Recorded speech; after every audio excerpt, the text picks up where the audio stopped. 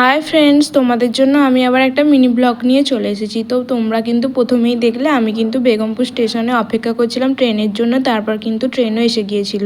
তারপর হাওড়ায় নেমে আমি লঞ্চ ঘাটের উদ্দেশ্যে চলে গিয়েছিলাম আর লঞ্চের দুটো টিকিটও কেটে নিয়েছিলাম। আর লঞ্চ ঘাট থেকে হাওড়ার ব্রিজটা দেখতে কিন্তু খুবই সুন্দর লাগছিল। তারপর লঞ্চ থেকে নেবেই আমি একটু চা খেয়ে নিয়েছিলাম, দেন তারপর চলে গিয়েছিলাম মেটক্ল্যাফ ফল।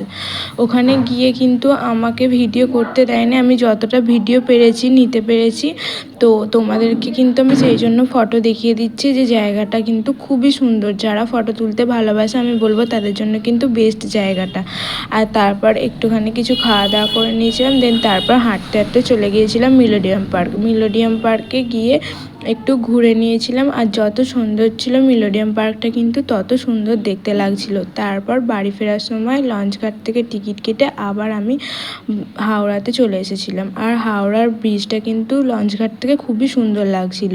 তো তারপর কিন্তু আমি সঙ্গে সঙ্গে ট্রেনও পেয়ে গেছিলাম। আর ভিডিওটা এতটাই কেমন লাগলো জানাও, টাটা।